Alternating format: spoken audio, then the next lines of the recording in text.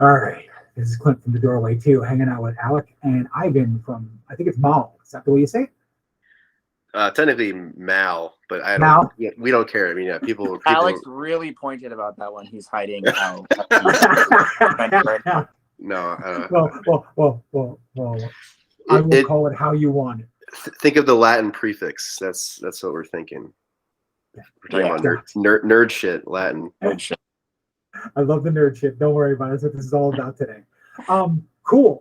So Ivan, you play the saxophone for the band, right? Correct. Yeah. Cool. And then Alec, your guitar and vocals? Yep. Cool. I do like half the vocals. Yeah. I know there's other vocalists in the band as well too. But so let's kind of just talk about the record first of all. And I wanted to ask, just right out of the blue, why are there two different album covers? Like I go to Bandcamp on one side and there's one version. I go to your Bandcamp and there's a different version. Why is there two different versions of the same album? It's just because the tape, the person who did the formatting for the tape just did something different. So I was like, I'm down. I don't really more art's cool, you know. I don't know more. There's not really any like symbolic. I didn't know there was something special. Yeah, I didn't know there's something special about it. No, yeah, no, definitely not. We're trying to confuse people. Yeah, well, you did a good job because I'm like, when I did the review, I'm like, am I reviewing the wrong record? Because I'm looking at the cover and it's a different cover from the promo that I got, and I'm like, all right, no, it's the same record. All right. Yeah. No, there can only be one album. Right. That's it right there. That's awesome. And great name, album, man. That's a phenomenal record name for your album. That's funny because Ivan disagreed for a while. Yeah, I fought all the hard. Really? I was like, I was like, no, get the fuck out. Like, I was like, dude, no, it's the perfect pun. The thought process for me too is like, I was like, oh, like Malbum, that maybe would encourage the Mal, the pronunciation of Mal. But I figured maybe people are just gonna call it Malbum. I don't know. Malbum. Either way, it's still good. It doesn't matter. Cool. So I want to talk about some of the influences that I hear on this record, and then you can tell me if I'm fucking crazy, if I'm right, if I'm wrong, if I'm indifferent. Dude, I know I'm not stable, so you can call me fucking crazy all day. That's fine. But I hear influences of like bands like Jesus Lizard, like Mr. Bungle. I hear a lot of Today's the Day and like Naked City, and a band called Oxbow from San Francisco as well. Are these influenced at all? And then I would say like Daughters too. I don't know if you guys like Daughters at all, but like you guys remind me a lot of like later Daughters, not the earlier stuff, but more the stuff that they've been doing more recently. Yeah. Are any of these influences? Are none of these influences? Like, tell me about it. At least for me, you said all bands that I know and love. Absolutely. Yeah, I'm pretty new. I mean, like I'm like a little jazz boy, so I'm pretty new to like metal stuff. So the only band you said there that I know is Naked City because of John Zorn. So like, yeah, I mean, definitely Naked City, but yeah, we love Zorn. Yeah, we do love Zorn. Zorn it up. I was gonna. That's where I was gonna go next. So that's really a good segue to this. I was gonna say the John Zorn influences in your band are not by mistake. Like you can clearly hear them. And I'm not just talking about Naked City. I'm talking like, you know, you can hear Painkiller elements. You can hear just John Zorn solo. You can hear the stuff he did with Patton. Like you can hear a whole bunch of stuff that's going on in the music you do.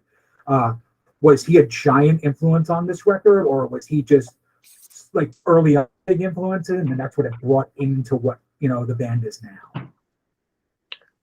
It's hard to say. I don't know. I feel like at least for me, not thinking about the influences specifically. Like the influences more like come out through the. It was more so like making.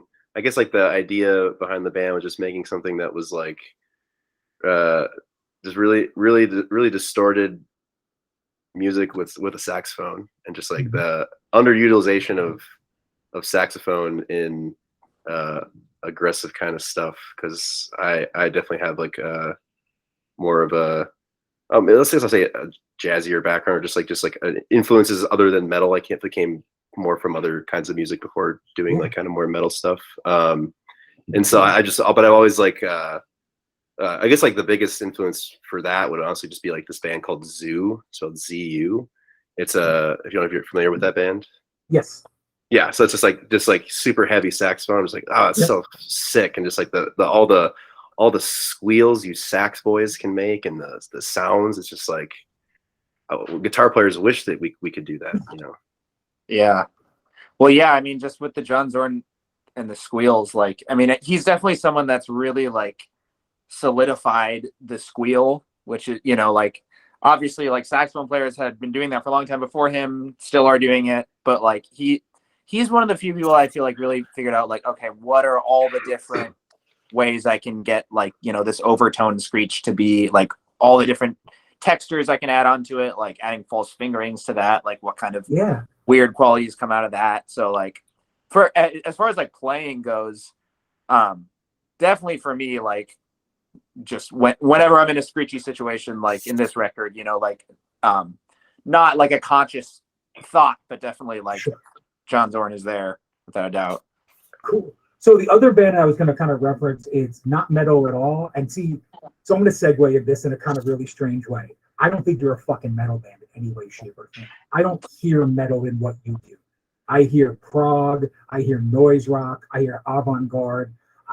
Every time I read a review or I read somebody saying that you're like metal influenced, I think they're insane. Like I think you guys just because there's a distortion pedal doesn't mean you're fucking metal. Okay, like that's not like the way it is. But there's a band called Morphine, and when you play the mellower sax parts, you have that bluesy, noisy kind of Morphine vibe going on for me as well too, Ivan. So I kind of wanted to talk to you about like, is there two different Ivans on the record? Because it almost feels like there's like this kind of melodic saxophone guy, and then there's this fucking madman doing the like crazy saxophone parts. No, that's our bipolar Ivan, man. That's why we love him. I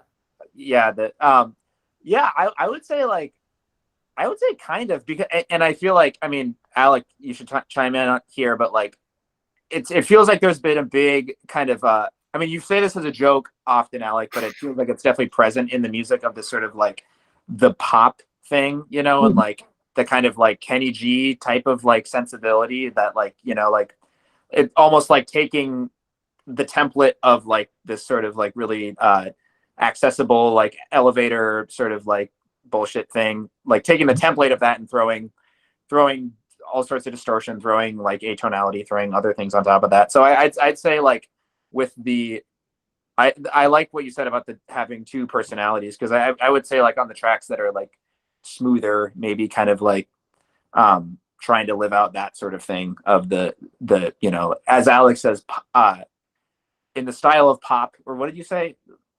I don't know what I said. You had some description of the band. It was like rock in the style of pop with sax or something like that.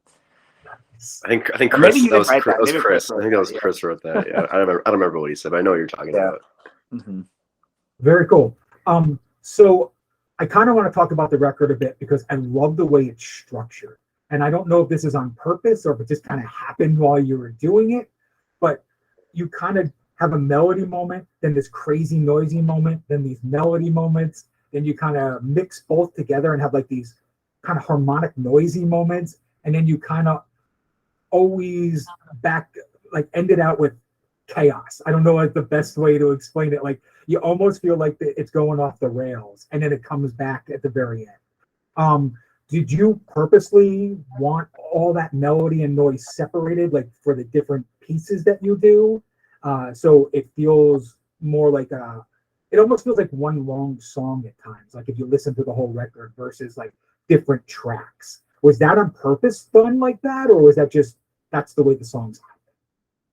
I think yes and no. I think some of the song ordering was just kind of like, oh, I don't know, we'll just do this, and then some of it was like definitely as far as like having like kind of just like constant noise. Like there's not really too many points in the record that are just like silent in between songs. Yeah, I mean, I like that. I mean, I think that's like kind of like, you know, the whole noise element of the band. You know, like just there's a lot of like just playing with timbre and playing with making noisy things happen. And I like records like that. Just kind of sound kind of like one flowing, moving thing that doesn't stop. That kind of feels like more one continuous thing than like just a bunch of songs put together because you just happen to have these 10 songs or something like that. You know.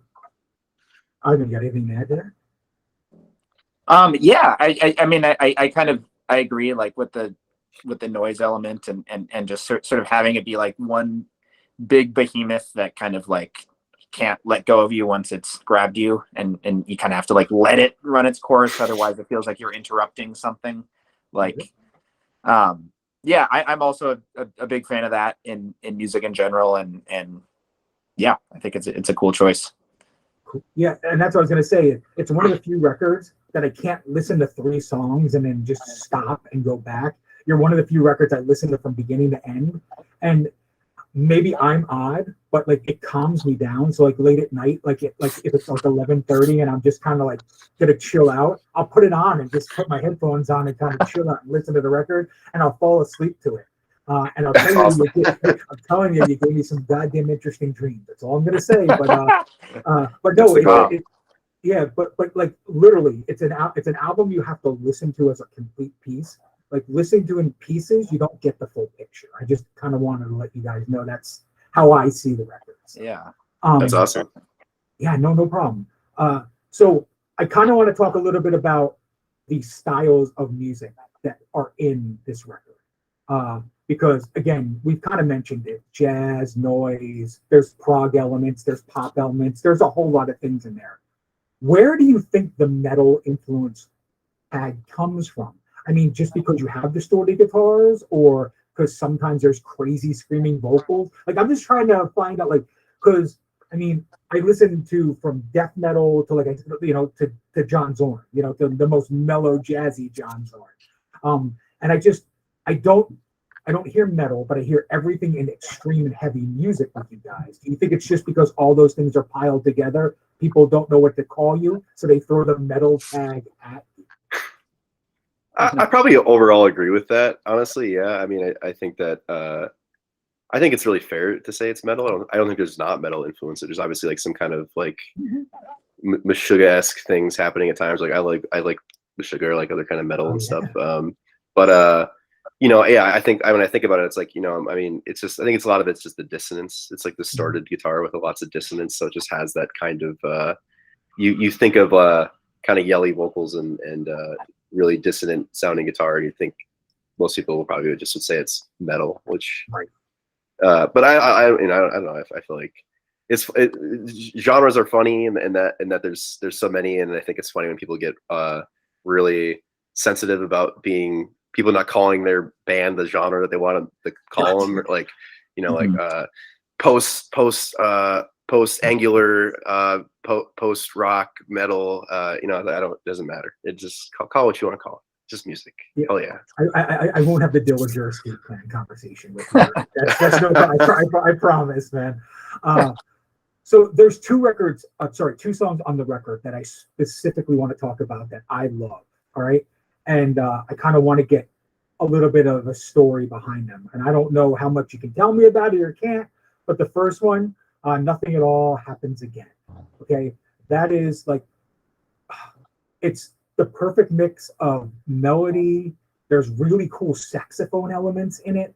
And then it kind of becomes, if there was a pop song on the record, like you said, I'm gonna say that's the pop song on the record, because there's a lot of pop sensibilities in that song. How did that come about? How did you create that one?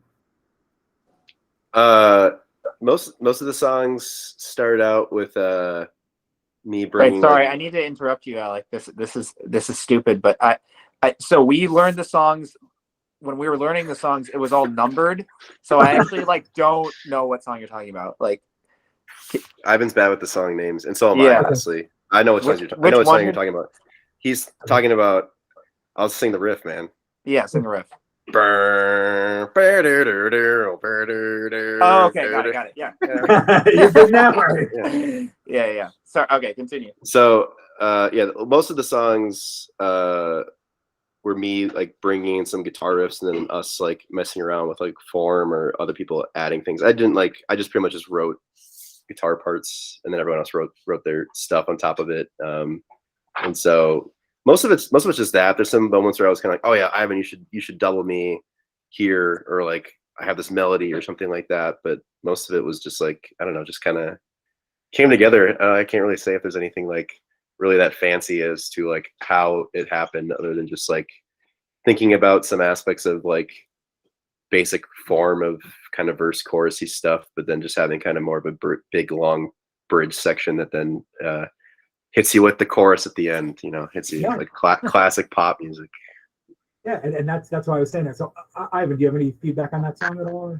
Yeah, I would say yeah, I mean, as far as like background for that, I think most of like what I ended up playing was like it's a lot of just doubling guitar, and then like the only thing I added like that I added separately on my own was the there's kind of like I do a sort of like out of time thing over the in time drums at one point, and that was kind of, I don't know, just like hearing it, and I think that was the part where like when I was first joining the band, I think Alec, you were like, okay, we don't really have a idea for what the sax will do here, so like yeah, I was like, you should take the lead. It should be like a sax centric thing here, right?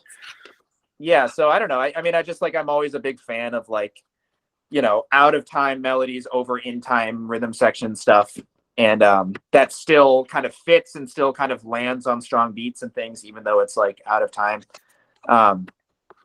And that's where that came out of. Yeah, and then again, just like what you're saying, Alec, about the verse chorus verse stuff, it's just reminding me of the kind of like pop sensibility thing of like having the template of this like like tried and true thing, and then just kind of like having the actual content of these different building blocks be just kind of like batshit, and throwing that all in there is a fun way to go about it. Cool. All right, so the other song is the song that if I'm gonna play your record, I play people this song and say, if you like this one, you're gonna like the whole record, just because it kind of puts everything together and it makes sense. Like if I play this, so it's I Can't Reach. And the reason why I say that is it literally puts every piece of the puzzle of the band into one song, and you only do it in this one song. You don't do it in any other song. So I kind of like, and then you can hum it to Ivan now, because I know you have a big damn song. Right, you ready, Ivan? I'm ready. I'm listening. Oh, okay, yeah. That one always felt like Godzilla. Wait, no. Actually, I got it wrong. That isn't that song. Oh. I Can't Reach is the cello song. Oh, I don't even know the names. I'm bad at names too. Yeah, that's an interesting point, Clint, about that being what I see. I think I see what you mean about that being what brings it together. Yeah. Yeah, that's definitely I guess you could say there's a reason why it's the last song. It just feels like the most encompassing of the album. Cool. Is it when you were recording the record? Did you? I know you had them all just as numbers, but when you finished the record, did you have an arrangement that you wanted, or did you have to listen to it over and over again and kind of piece the puzzles together to make the record in the order of the songs it is right now? No, I don't feel like we thought about it that hard. That one was kind of like, oh yeah, that one should be last. That one just kind of made the most, just mostly because of the ending. So the ending is just kind of really big and dramatic and drawn out. So it just kind of felt like the best ending. And then I think just from there, I think there was some aspect of thinking about like, oh, like some of these songs are a little bit maybe easier to consume than others, but like, I don't know. I feel like we really just kind of didn't think about it that hard. But hopefully it seems like we did. Actually, we thought about it for years. Yeah, before the band existed, we were thinking about how we're gonna have the best order for an album. Yes. Nice. So I wanted to ask, why a cassette release only as a physical release? Why nothing else? That seems odd in this day and age for me. I understand there's underground guys that love cassettes. I'm one of them. But why not vinyl? Because this would be a perfect record to me. Like the tones are warm, they're dark. It would fit vinyl, especially like 180 gram vinyl. It would sound phenomenal. It's just we broke. Maybe someday. Maybe if more Okay. people buy it, we can afford to put it out on vinyl. I mean, I like vinyl. I'd be down to have a album hanging on my wall, a vinyl album on my wall. That's really it. There's otherwise, yeah, totally. We would totally. I mean, obviously the vinyl industry is like really crazy right now, and a lot of people it's like super backed up, and people are waiting like a year to get their shit pressed and stuff. Yeah. And I don't care to do that. Other than like it'd be nice to have it in that aspect, but that's just more time and money that don't got. I understand. I wish I had it. The record label I'm working with right now just told me it's 19 months to get my vinyl. Yeah, Jesus. 19 months. I was just like, really? I was like, great. All right. But I know I totally understand that. Yeah. So the record label itself, is it your label? Is it somebody else's label? Like I'm trying to figure out like if you guys fund the label itself or somebody else helping you out. No, it's somebody else. It's Okay. it's Andrew Notch and Lucas Scott, and Lucas Scott is the guitar player for this band Sunless, which is a Minneapolis band, and we're homies. He's kind of started putting out this like cassette label, and he's just trying to put out bands that he thinks is cool. Just kind of like a more fun. He just wants like a fun project where he can like have this list of things that he's put out that he's like just thinks is really cool, where it's not just like doing it for money, I guess. So that's kind of really why that happened. Is just he was just like, yeah, I really want to put out the album, and it's like, cool, dude. Thanks. No, it's cool, and that's why I was asking. So if he's listening, get a little bit more money together and get this goddamn thing on vinyl because. But anyway, no, it's super cool. We have the soundbite of you saying that, so. Yes, you do. Yes, you do. It'll be up forever now. So I wanted to ask about Minneapolis because the noise rock scene is kind of fucking legendary there. Okay, like there are some really fucking amazing bands and labels that came from that area. Absolutely. Forget about like Twin Tone and stuff that like pretty much if you were an indie noisy punk rock band, that's where you went. But like and rep and stuff like that, like some of the great fucking labels that are out there, man. Like was that what influenced you guys to be what you are? Is those kind of labels, those bands, those sounds? Because I almost feel like if you put a Twin Tone band and a and rep band together, henceforth I have you guys sitting in a room right now. That's almost what it feels like. Yeah, I mean, absolutely. It's kind of funny because I feel like, at least for me personally, I got into a lot of that stuff before I even realized it was like a Minneapolis thing. Kind of almost funny. Like I remember being like in like really, really early high school, and like being like, oh, people do that in this town? I can't believe it. I would never have thought. And then everyone else is just like, dude, what are you talking about? It's like, of course. But yeah, I mean, like I love that kind of music, and I coincidentally just kind of more found it just from kind of exploring YouTube and stuff, and not even realizing it was such a Minneapolis thing at the time. And then as being in the Minneapolis music scene, I know a lot of these people and friends with a lot of these people, and play shows with a lot of these people, and it's great. Yeah, I mean, for me, I love living in Minneapolis. I think Minneapolis has a great music scene, and I love how it's, at least overall, maybe less so at times, really encouraging of you doing weird stuff, and like it's not just like you can do your weirdo genre hard to find genre band and kind of find a place to fit it in, where I think that there's some other scenes where it's more like you need to be a hardcore band, or you need to be a garage rock band or whatever, or a crust punk band. And like there's still obviously some of that everywhere, but like I honestly probably plan to live here pretty much my whole life. I love Minneapolis. Ivan, what's your thoughts on it? Yeah, I mean, like a lot of the same stuff. Like I'm not as familiar with the noise rock stuff that we were talking about, but like I also just love Minneapolis. I think it's like a really special place, and I think it just has such like a deep seated appreciation for like weird stuff and like places that allow for it. Like one of the greatest places in Minneapolis is the Eagles Club, which is this like it's a are you familiar with like the Eagle Fraternal Order of Eagles? Yeah, Yeah. yeah. So there's an Eagles Club in South Minneapolis that's like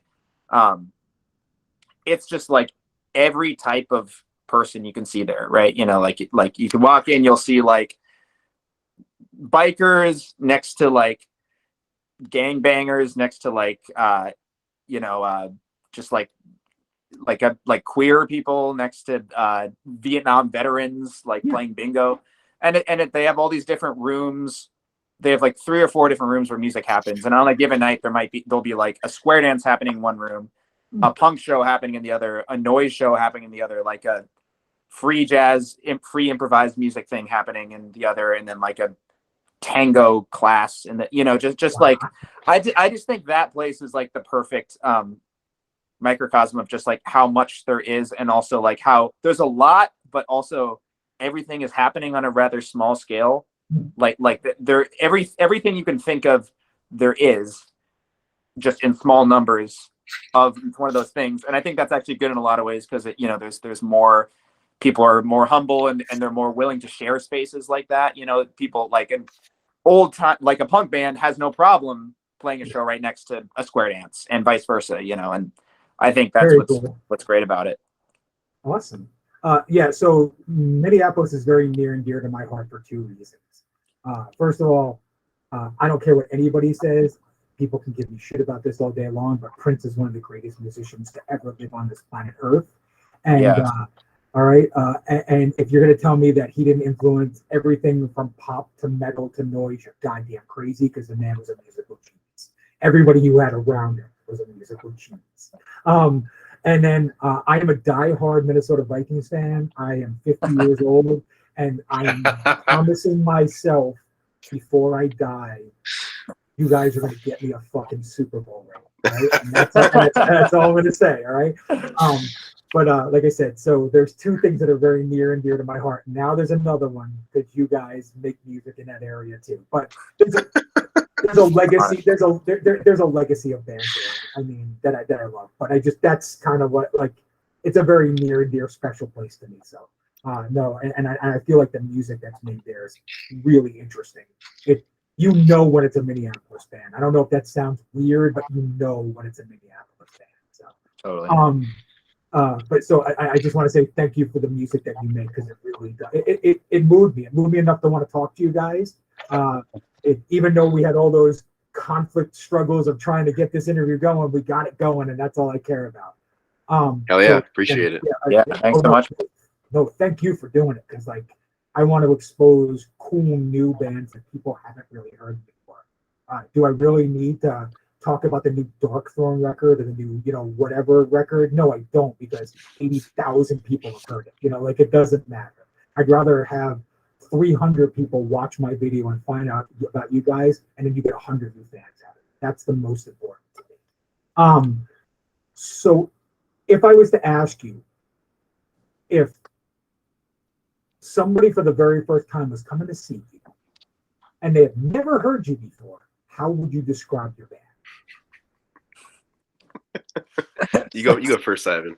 God damn it. Because I mean, like, my response is going to sound so noobish because of like not knowing enough about like metal and like those sort. Like, I mean, I guess like, oh, I feel like I know you guys are going to hate this. Like, what I've told to people that are also not super familiar with like metal is that it's like, I've said like, picture like black MIDI, but more atonal, more odd meters, and more saxophone. I've said that to people before, so I think it's fair. Yeah.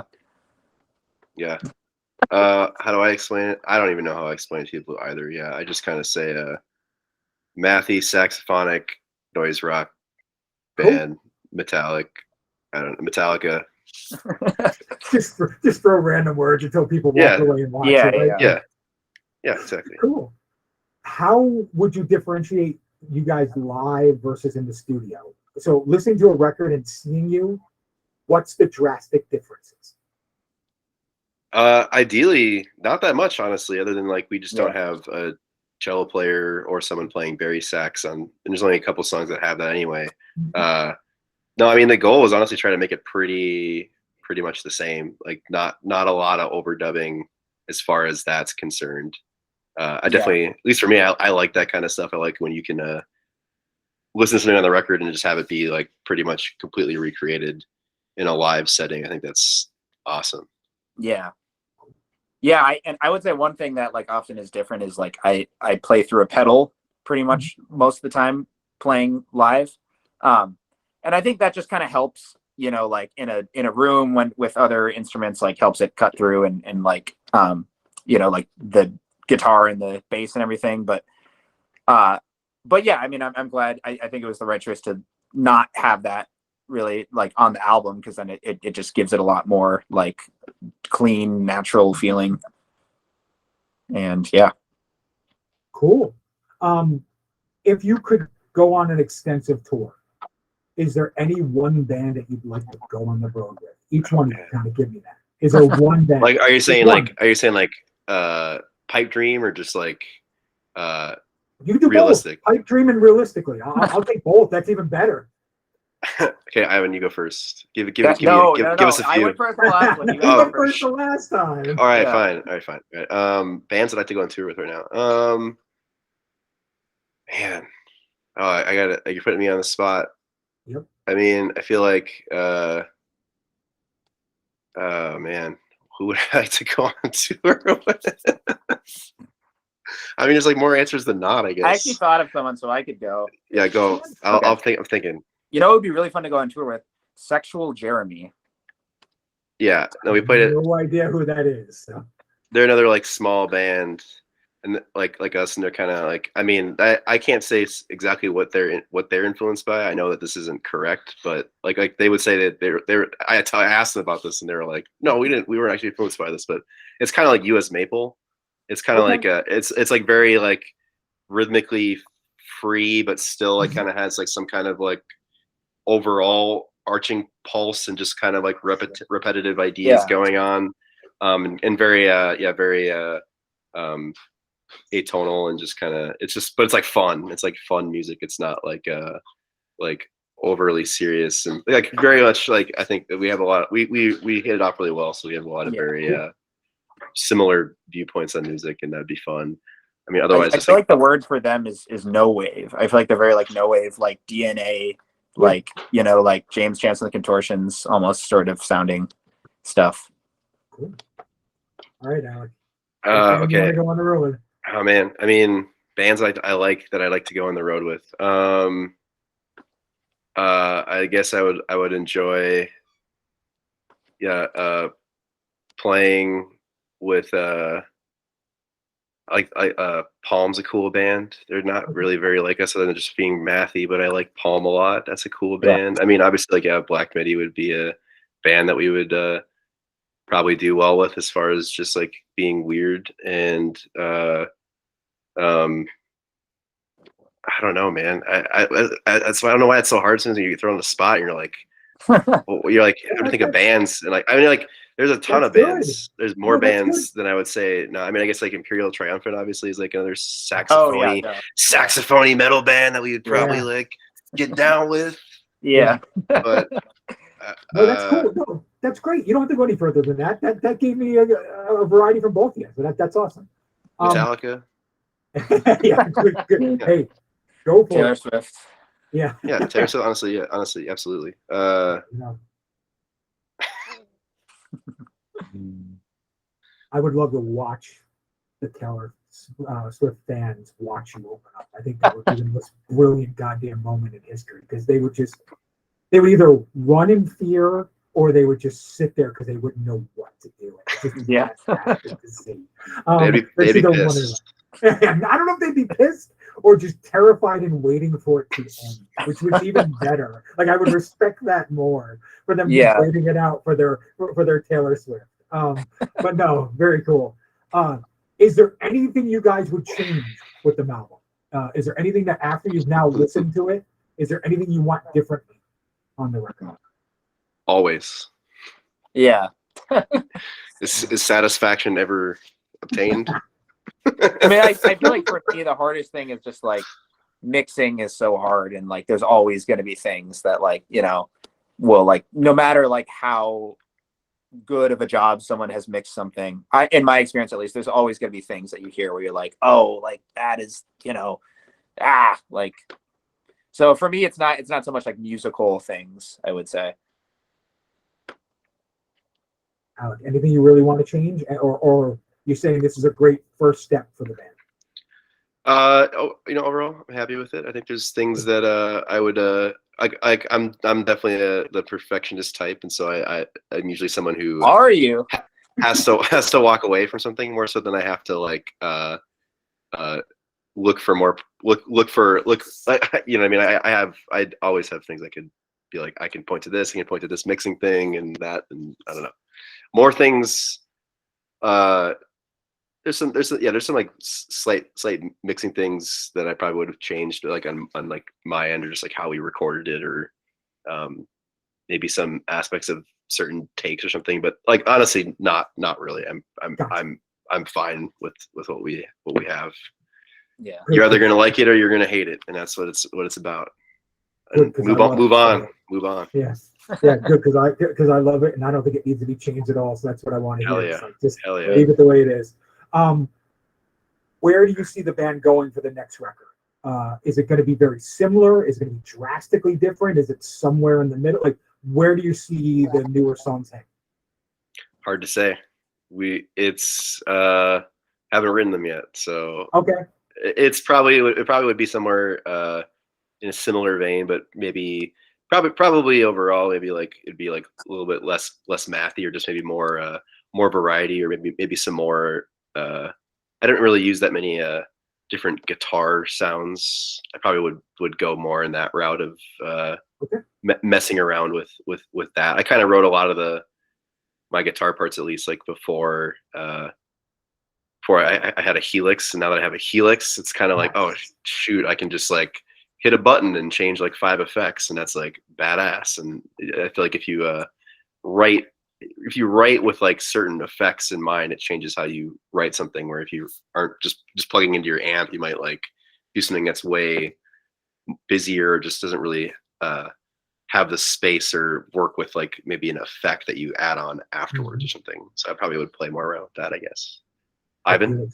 The Helix will definitely make you more metal. That's all I'm going to say. But yeah, Ivan, what's your thoughts? Yeah, I feel like it'd be cool to write some like crazy like 5-part harmony like horn solis, you know, I don't just think about the Imperial Triumph, like the when there'll be like the 4 trombones having like a little soli in the middle of something, you know, like I think getting some other horns in there, like some trumpet solos, some trombone solos could be cool. And also just like, I mean, it's just like the, you know, like going to jazz school in me, but just like writing some like really crazy, like Fred Fritz sounding like saxophone solis that are like somehow sound like Count Basie, even though they're atonal, you know, just as far as the voicing goes, like there'd be cool stuff that could be explored there, I think. Awesome. Very cool. So I want to talk about the 2 vocals before I kind of close out on a couple things. But was it always a thought process to have 2 distinct vocalists in the band, or was it something that you guys played around with and just realized it worked? I would say option 2. Okay. I wasn't ever really planning to do vocals at all, partially because I just suck at multitasking. And partially just I'm not that good at vocals, or like I'm not as good as vocals I want to be, maybe is a fair aspect to say it. But there's also that aspect too where I like I like gang vocal moments. I think that makes things something like way more. It sticks with you more when you have like when you're hearing a bunch of people say something. It makes you want to like say it too when you hear that. Yeah. And then there's just some songs where it was just kind of like I Cole was just like, oh, like I don't want to write vocals. You should write vocals. I was like, all right, fine. I like. I mean, I like that. I like that element. And then we did try to like think about that when we were like recording things and like moments where I would interject vocals or where I wouldn't interject vocals, or songs where maybe we're trading, or songs where I'm just kind of doing the vocals. Or I think it's nice as far as like just like the variety of sounds. Like I like that element of things. It's kind of at least me and Cole really love the Locust a lot. So it's kind of like that's kind of very the Locust is like the lots of vocals thing. I agree. Yeah, and you can hear that kind of element going on in the band, so that's cool as well too. Just bringing up Arbitrary Locust, like I was lucky enough to get to see them once live, and it probably was the scariest, most fun thing that I got to ever see, because I literally thought they were going to kill themselves. Like they are that crazy when they perform. Like, and you're really not sure who's doing what when, and you're just hoping for the best. Like that's kind of like my Locust story. Is like we watched them, and I'm pretty sure half of them were bleeding by the end of the performance, because that's how they were just. There wasn't a moment they weren't moving. Okay, that's all I'm gonna say. It's like, is that kind of your show as well too? Is it manic? Is it pretty much just you guys on stage playing? Like, I get this feeling. Like, I know I've never seen you before, but like that it's just a complete fucking madhouse when you guys play. I wouldn't say so. It's pretty. Yeah, not really. Tame. I feel like we could do more in that department.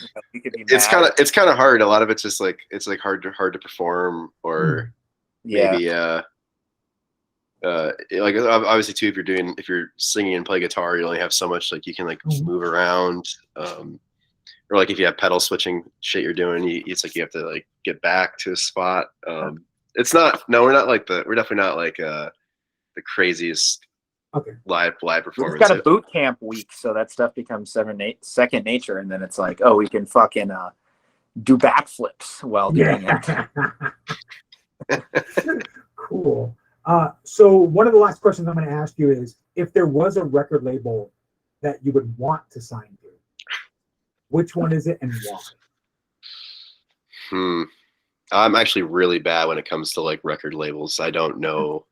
If you thought I was bad when it comes to bands, if you bring up band names, like record labels, I don't even know. Okay, I didn't know if there was one that like you guys. I mean, like I guess like wanted to be on. So. I mean, certainly, honestly, like I guess like being like on like Relapse or something would be pretty cool. That'd be sick.